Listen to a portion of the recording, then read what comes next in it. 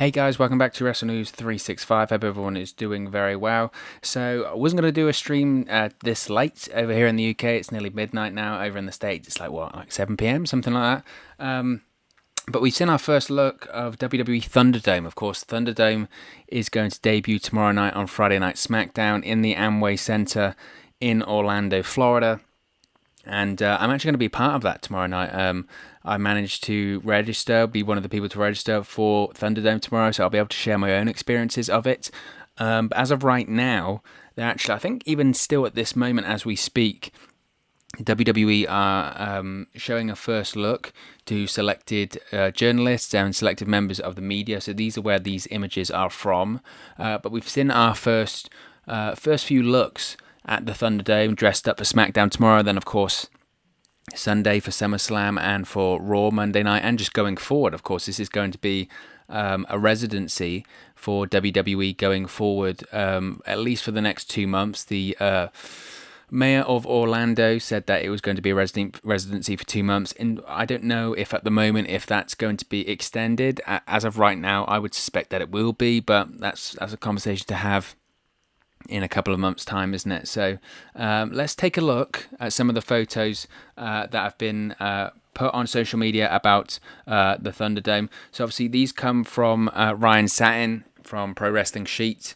So if you got, I think he's still posting them now. So if you want to go and see more of these photos, be sure to his Twitter handle is on the screen right now. It's at Ryan Satin at Pro Wrestling Sheet, so be sure to check him out. So as you can see, it's more of a look of what you would expect from like a SmackDown show. So it does look a lot better, in my opinion, straight away than what we have been seeing in these Performance Center shows. Of course, the problem has been with these Performance Center shows is that they're very small. The WWE Performance Center originally it's never meant to be broadcast from. That coming from when it was originally set up, when it was originally made and built, the idea was never to broadcast from the WWE Performance Center. That was never the idea. The WWE Performance Center was a place to have talent train, develop. If people had injuries, they can go and train there, etc., etc. That was the main point of the Performance Center. It was never meant to have Raw and SmackDown broadcasting out of it. Now, of course, the pandemic changed that, and therefore you had to have Raw and SmackDown being broadcast out of the Performance Center. And look, that Performance Center arena is very, very small, isn't it? It's very, very compact. It's very, very small. It doesn't feel like the big show that you're accustomed to seeing on Raw and SmackDown every Monday and Friday night. As you can see from these pictures, it does feel like the WWE ThunderDome feels like that bigger arena experience that you're used to seeing on SmackDown. Like at a glance, you look at the Amway Center there. Of course, it is a legitimate 20,000 seater arena. It has that look of that looks more like a SmackDown. Of course, people are going to immediately draw their attention to the virtual fans. Of course, that picture there for me is the best one. Look at that. That looks absolutely spectacular for me. It feels more like an arena. It looks more like an arena. As I mentioned, these are only a couple of photos that have been put online. There are more that are coming out as we speak. So go to Ryan Satin to check those out. I've seen some criticisms of it. I've seen some people say that they don't like it. In my opinion, comparing it to the Performance Center shows, it's night and day. It's absolutely night and day. There are obviously going to be things that they're going to tweak. All of this is very, very new. It's a new concept. I think it's a really exciting concept though. This could be seen as a moment that is hugely revolutionary in sports and entertainment, especially live sports and entertainment. Look, we've seen live sport return. We've seen some forms of entertainment return, but WWE here can do something really different and really revolutionary with the Thunderdome, and I think that's what they're trying here. At this first look, is it perfect? No, it's not going to be perfect at the first look. That just isn't what it's going to be. I've seen some people suggest that the differing backgrounds of all of the fans that you can see, or the virtual fans there, is a bit distracting. I would agree. It probably is. But again, that's something they can work on. That's something they can tweak. I think with the NBA games, All the backgrounds are the same. So maybe WWE is going to look into that. Look, this is the first time they've trialed it. We're not even live yet for Friday Night SmackDown's broadcast, and I'm sure the ThunderDome in a month's time will look very, very different as they grow more accustomed to it and they get better and better at utilizing it. They've only had this set up for a couple of days. I think they've been building this. Well, the footage that we saw over the last few days, they were still in building it. So I'm assuming it's actually only been up and around for only maybe a day or so. So they're feeling their way out with this, and that's exactly what they'll do with the ThunderDome. But I think some of the main takeaways of this is that it looks a lot better than the WWE Performance Center shows. That's a given, isn't it? And it offers the virtual experience. Now, there's lots of things here. There's lots of things that Kevin Dunn mentioned in all of these interviews that he did about the ThunderDome, isn't there? That we won't know at the moment, because of course these are just still images. These are just pictures. There have been reports by Kevin Dunn that in addition to the virtual fan experience, the competitors in the ring, which is what they've done for this show, they've had a few matches go on to really give the fans the full immersive experience. When there are going to be matches on, by all accounts, the competitors are going to be able to hear the fans' reactions, which is something really interesting, I think, because that's the thing with professional wrestling, isn't it? That's the thing that a lot of people have said is the difficulty without fans. It's the interaction. Unlike certain sports, unlike most sports actually, fans are the backdrop, whereas in professional wrestling, fans are almost the another character of the show. Fans can dictate where a match goes, fans can dictate where a story goes, and without that instant feedback, sometimes that's very, very difficult. Very, very difficult for a performer to perform in this kind of environment. And don't get me wrong, I think that not just exclusively to WWE, but in all of the professional wrestling companies that have been broadcasting and doing television tapings during the pandemic, I think they've all done a very good job. But this is the next step of getting fans back into the arena. I don't think, and I've mentioned this before, you know what I was about to say there? I was about to say, I don't think this will lend, we're going to have fans inside of the Amway Center anytime soon. But then obviously today, AEW, they've announced that, I believe, starting next week? Starting next week, they're going to have between, I think it's 10% capacity of Daily's Place in for AEW Dynamite next week, and that's going to move up to 15% going forward. So it's interesting, isn't it, that the WWE ThunderDome gets announced about getting fans back into the arena, albeit virtually, and then next thing you know, AEW is actually bringing fans in literally to Daily's Place. I think it's too soon for that. Not wanting to get too political because it's not the place for anything like that. But I don't think it's the right time. Florida is still quite badly hit. I think it's the state in America with the third highest COVID cases. It seems, regardless of the measures put in place, it seems slightly irresponsible, even if it's in terms of the message being sent. Should fans be put into the arena yet? Personally, I wouldn't go. It's their choice, I suppose, but I'm not sure it sends the right message. I think something like this that WWE is doing or is attempting to do, this is the way forward. This is absolutely the way forward, and it could be absolutely revolutionary. I think it could be absolutely revolutionary. Let's have a look at the chat here. Anthony's back. He says, if Roman Reigns returns at SummerSlam, do you predict him pulling off a big swerve and maybe being the leader of Retribution? There have been rumours about maybe now that they've got the ThunderDome up and running that Roman Reigns can come back. I think he's pretty steadfast in his opinions about the whole pandemic at the moment. He's quarantining. I don't think now is still the right time for him. I think he's going to stay away for a while. And even if he did return, he wouldn't be a heel, so he wouldn't be involved in Retribution. Flow Traveller says they need to green screen and cut out the background of each webcam. Yeah, that's essentially what I was just saying. I think eventually they'll get to a point where they all have the same background, similar to an NBA style, and I think that will be the way going forward for that. But like I said, this is a work in progress. The whole thing with the pandemic is that no one's seen anything like this since in the 21st century, right? The last pandemic was in, I don't know, the early 1900s, and even prior to that. Certainly not in how we would have live broadcasts and sporting events and anything like that nowadays. So this is WWE. I have to give them credit because they are putting their money where their mouth is. They're trying something different. They are investing in their product because, let's be honest, the ratings have gone down.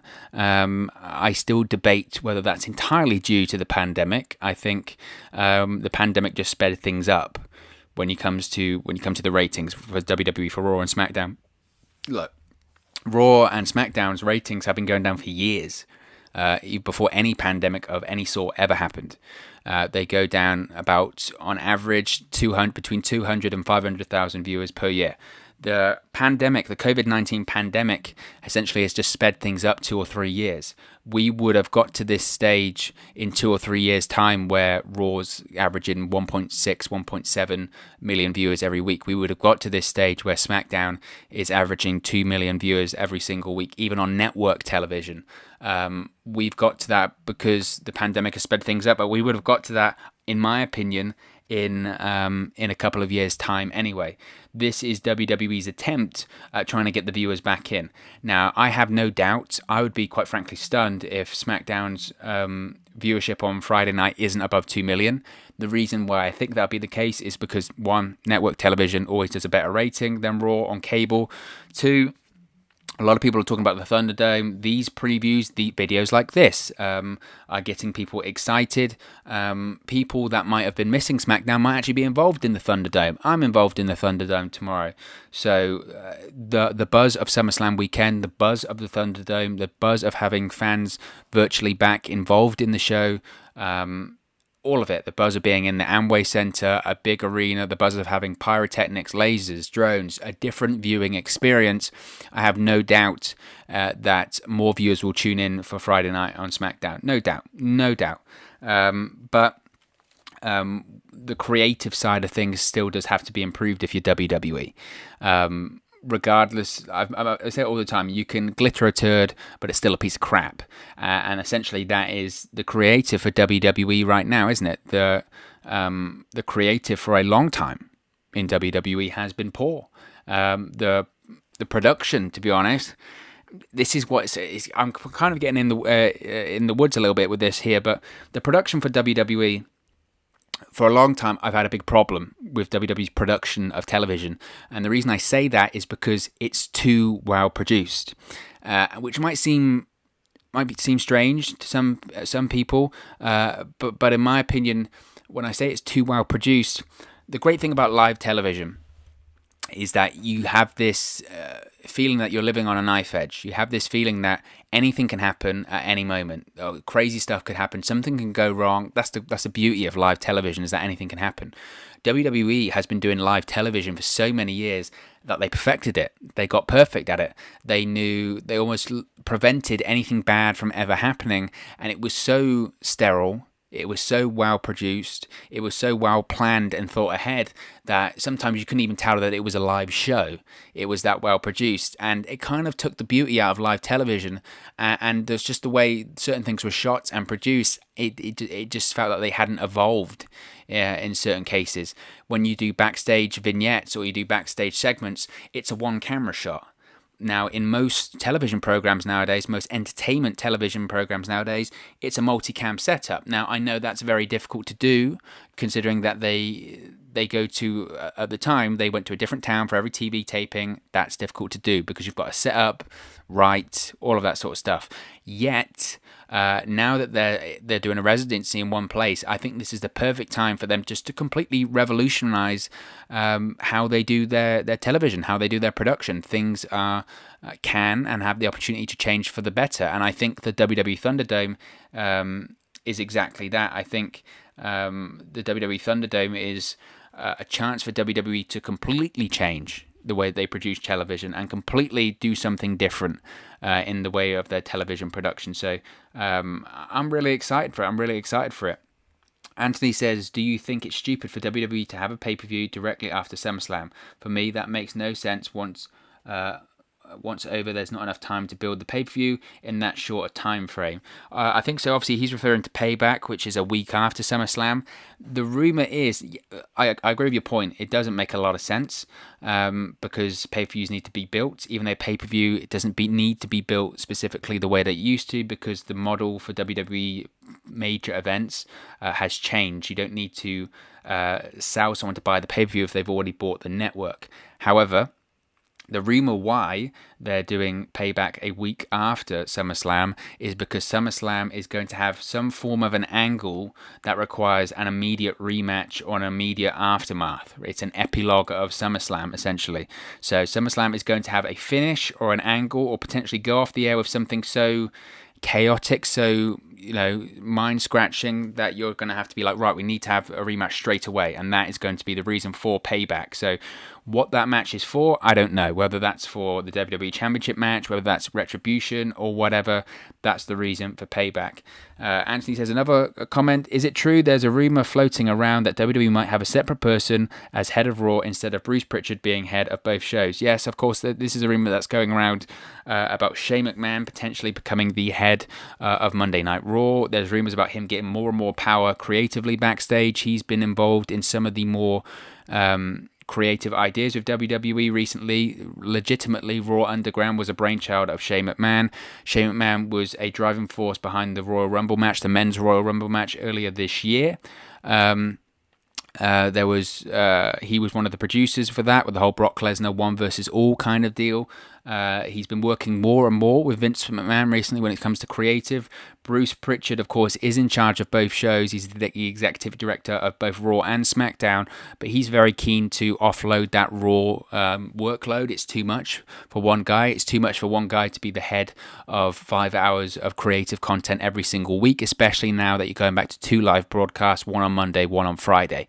So it's rumored that Shane McMahon could be put in the creative position of Raw.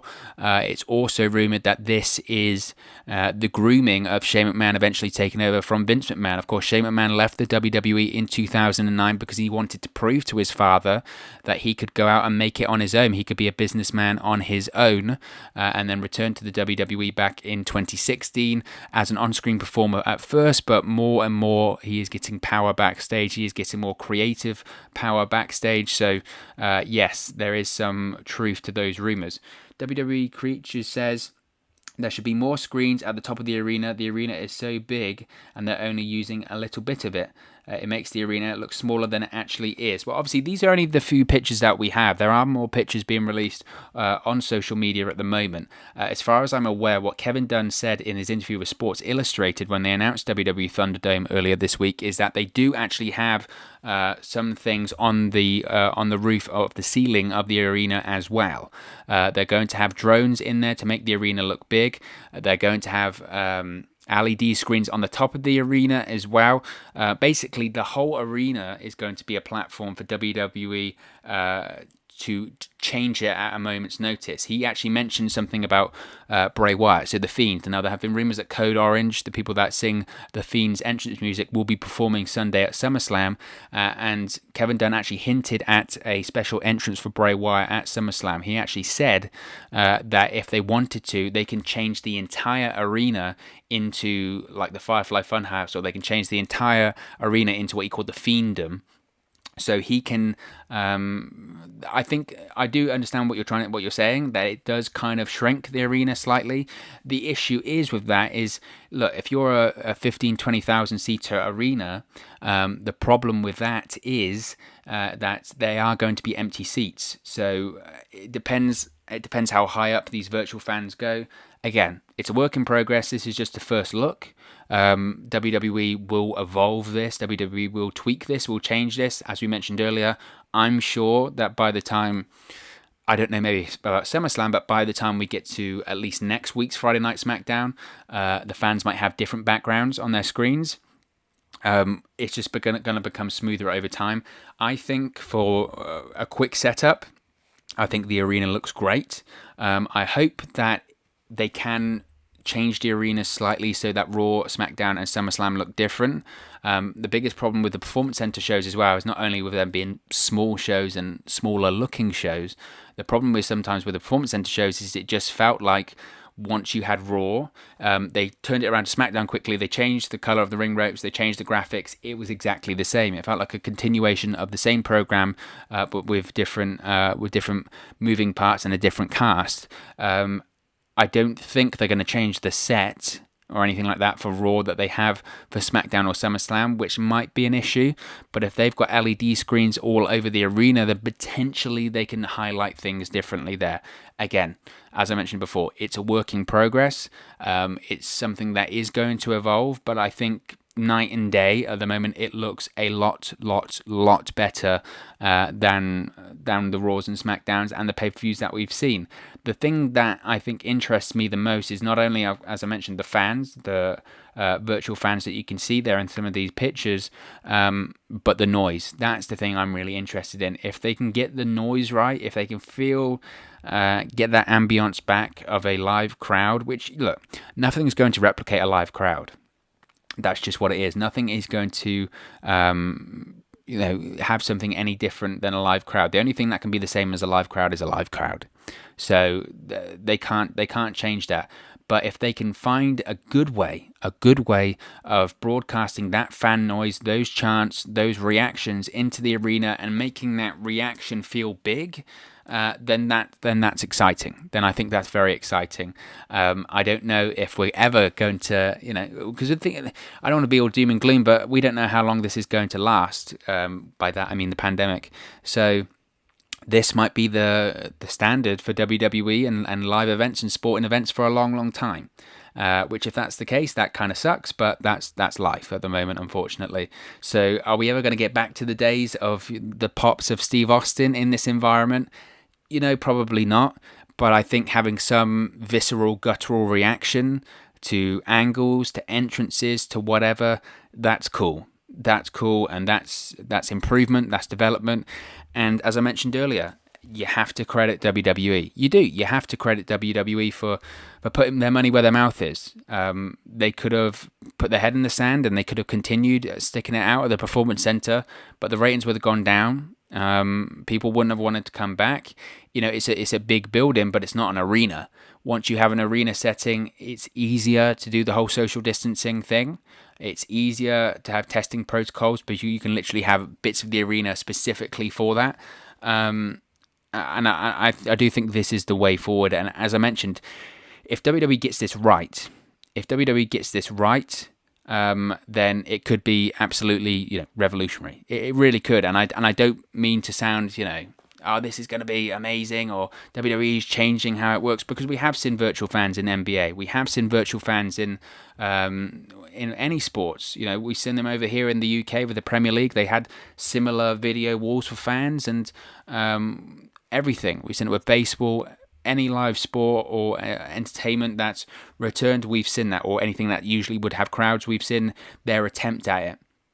But I think this is arguably, along maybe with the NBA, this is the biggest attempt at really trying to, okay, how do we get that arena experience back without having the fans in the arena? This is real WWE putting money, investing into this, trying something different. And I think it looks great. Of course, these are pictures, so it might feel different when we see it live. Hopefully it'll be better when we see it live and the actual videos of it on SmackDown tomorrow. Of course, as I mentioned, I'm going to be part of the ThunderDome tomorrow, so I'll be able to share on here my experience of it, what to expect if you manage to get in there. But that also as well, that's very exciting, because myself over here in the UK, the only time I ever get to go to a WWE event is whenever they come on tour over here in the UK, and that's not going to happen for a long time. So for me to actually be, as a person from the UK, to actually be involved in the Friday Night SmackDown before SummerSlam, and maybe even SummerSlam on Sunday, that's exciting. That is really exciting and rewarding for fans that maybe can't go to some of these other events as well. So that's exciting as well.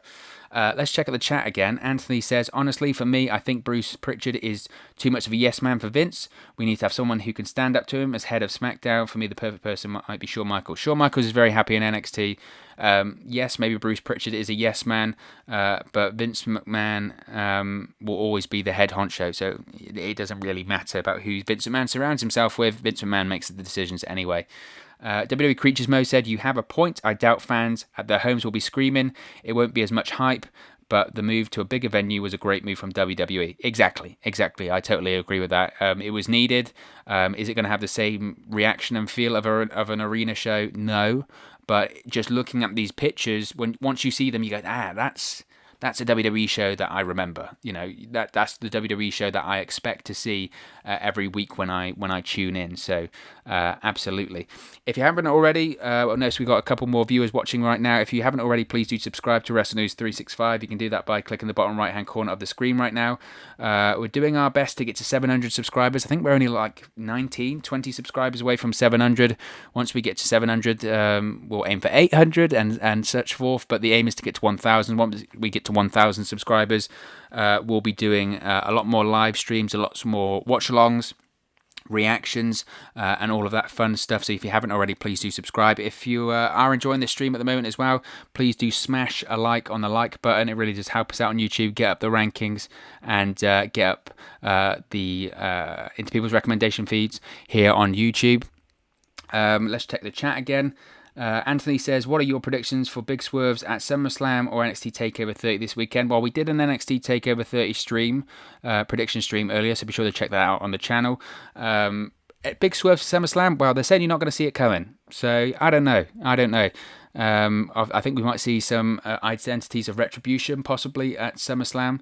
I'm really looking forward to it. Probably the most excited I've been for a pay-per-view in a while, and the ThunderDome and the Amway Center has a lot to do with that.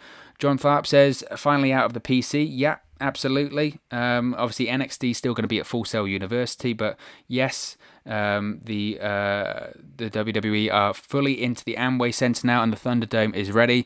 WWE Creatures Mo said, "The registrations were closed less than an hour after it was announced, I believe. I'll be ready next time for SummerSlam." Well, that's it. Yeah, I tell you what, this is a good bit of advice, because this is what I have to do for this channel and for Wrestle News 365 on all of our social media accounts, at 365 Wrestle on Twitter if you want to follow us. And also I do... I'm a news reporter for Sportskeeda, WWE. So if you haven't checked out Sportskeeda, be sure to check that out. I work there five nights a week. For that and for this, I have to have notifications on for WWE on Twitter, and I would recommend doing that. If you want to be involved in the WWE ThunderDome, make sure you follow WWE on social media and get those notifications. Click that notifications bell, because the moment that registrations come up for SummerSlam, you'll be able to see it on your phone or whatever device, and you'll be able to register straight away, because WWE Creatures Mode is absolutely correct when they say that the registrations were closed. It was less than maybe even half an hour. It was very, very quick. The thing is, because this is so global and because WWE is so popular, once these registrations open, they're going to go very, very quickly. I mean, I was on it within like a minute of it. So make sure you have you follow WWE and make sure you have those notifications on, so you can register and get involved in WWE ThunderDome and give it a shot. I mean, why not? I mean, if some of people around the world are probably still stuck at home quarantining, why not? Jamie Todd said, "Chance of seeing a naked person on live TV, LOL." Well, WWE, and I can actually share this with you because I got an email about this when I signed up for the ThunderDome. There's a very I don't want to say strict rules, but there are rules that you do have to follow about certain guidelines and all that sort of stuff. So the guidelines say, and I quote, "All registered fans are further selected on a first come first served basis. Please make sure you are camera ready. Remember," so by camera ready, that means have clothes on, please, JB. I'm looking at you. "Remember, you will be appearing on a live show. We reserve the right to remove you from the live stream at any time for any reason. The audience will be refreshed throughout the night and you may not be included on the entire broadcast. In addition, we may remove you from the live stream due for any inappropriate content or technical issues. Watch the show through the stream on your device. Position yourself in front of the camera from the midsection up, leaving a little room above your head. Make sure you have good lighting, only one fan permitted per seat. Your attire must be appropriate and remain on at all times." So I don't think we're going to get any naked people. Officially licensed WWE clothing is preferred, but as you can see by some of these shots of Ryan Satin, he wasn't wearing. So I don't even know at this point if I have any WWE. Well, most of my pro wrestling shirts are independent guys or anything like that. So yeah, I don't think so. They say also we have the right to terminate your participation at our sole discretion if your attire contains any immoral graphics, images, or text, any political statements. So anyone that's looking forward to the election or anything like that, they'll kick you off for that. Slogans. Political statements, slogans, logos, graphics, or other commercial identification of third parties other than WWE, its athletes, or its sponsors. So essentially, if you're involved in the Thunderdome, wear a blank T-shirt, pretty much. Otherwise, they'll kick you off, and you might not be able to come back. Glenn Hunt says, AW Dynamite show, bring back fans Saturday night. Well, yes, this is kind of going on off topic a little bit here. But if you do have any questions or whatever, throw them in the chat. I'll be sure to answer them while I'm on stream now.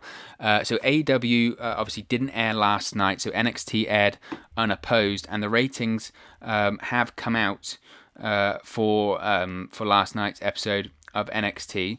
And I think it's the highest rated show that they've done, I believe, since like November or something like that. I might be wrong. But it says NXT last night did 853,000 viewers, which... it depends how you look at it. Again, best number they've done for a while, but that's because they were unopposed. I would have thought they'd probably wanted to do more than that and maybe expected to do more, but unfortunately they didn't. It'll be interesting to see how AEW does on Saturday. Saturday's a tough one. It's Saturday at 6 p.m. as well, and also you've got NXT TakeOver later on. I wouldn't be surprised if they did a lesser number than NXT. That's a bit unfortunate, but I think NXT might be slightly disappointed with that. They didn't get close to 1 million, and I think that's probably what they wanted. I mean, AEW did over 900,000. Was against NXT a couple of weeks ago, so I think they might be slightly disappointed with it. And of course, the demos with the NXT demos, it was the 50 pluses watching again, and not the biggest number in the 18 to 49 important demographic that Tony Khan and Chris Jericho love to talk about, and social media loves to talk about. But I'll be sure to be watching NXT on Saturday too, and then try and move over to AEW on a Saturday, then move over to NXT TakeOver later on. Next week it's on at Thursday, so I think AEW actually do a great number Thursday, even though we're going to have some fans in the stadium and it's going to be live. I spoke about that earlier on in the show. Jamie Todd says, I'll be that one person that strips. Wow. I mean, it takes all sorts, I suppose. The Astronomy says, wouldn't be surprised if I saw multiple fans of AEW merch. Some people might try it, but I think WWE would just kick them off, to be honest. And that's the thing. They can actually control that. You know, we've heard those reports, haven't we, for all those times about people coming into the arena with AEW shirts on or AEW signs for the crowd, and they'll just take them off them, or they'll say you've got to take that shirt off or wear something different, otherwise they won't let you in. It'll be the same case for this probably. You know, they'll keep an eye on it, and if people abuse it, then they won't be able to come back. It's like anything, and that's a loss on them. WWE Shop. Jamie Todd says, WWE Shop official Instagram deleted the post 20% off of titles, but Cross had the title in the photo. Yeah, I saw that. I don't think it's much of a spoiler because NXT posted the same photo earlier on in the week on Instagram saying, you know, what if, could this happen at Saturday at NXT TakeOver? So I think they just took that picture. Look, I don't think the people in WWEshop.com have much knowledge about the finish for NXT TakeOver matches. Some of the officials in NXT or some of the boys and girls on the roster don't know a lot about finishes for matches because they want to prevent leaks. So I doubt the social media people for WWEshop.com are aware of that kind of stuff. So I wouldn't read too much into that.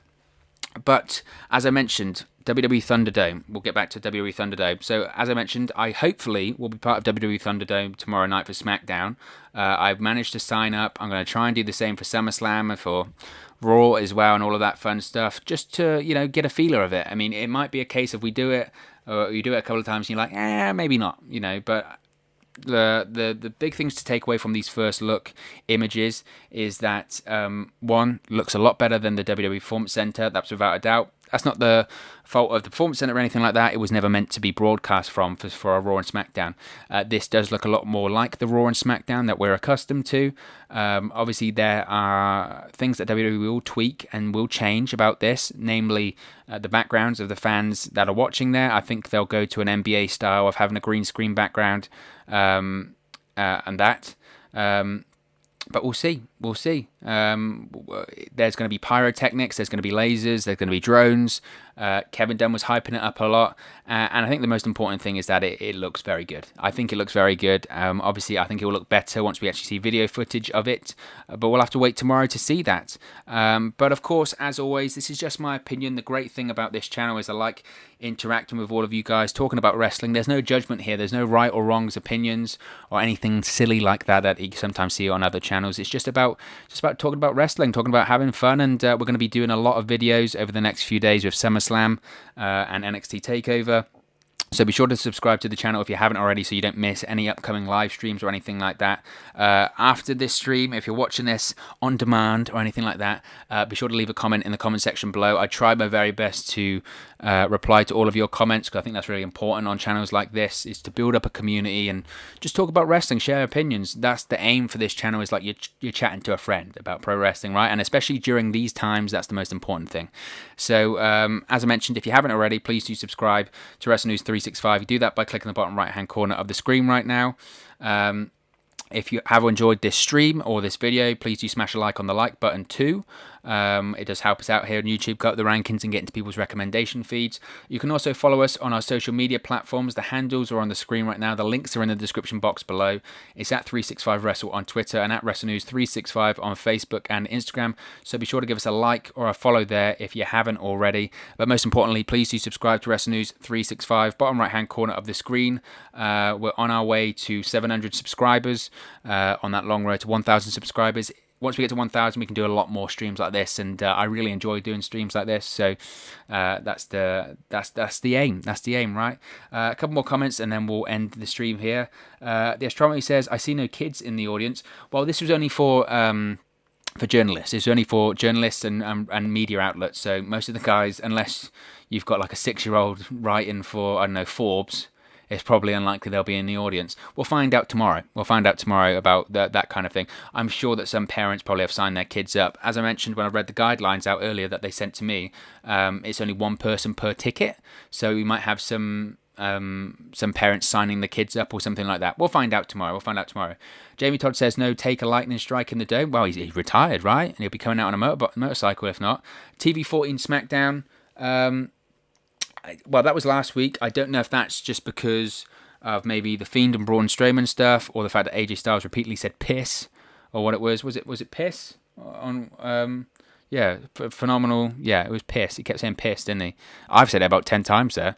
That was why it is. I don't know. I don't think WWE are radically going out the PG era or anything like that, or just because they're in the Thunderdome, they're going to have Steve Austin giving the middle finger and stunning woman again. I doubt that. So it's probably just a thing last week. Cadden says, looks good. I agree. Looks great. And the astronomy says, oh, never mind. As I'm assuming that was reference to his previous comment. Thank you everyone for joining us for this live stream. Once again, if you've enjoyed it, please do subscribe. And thank you very much for watching, listening, streaming, and however you come across this video today. And I'll speak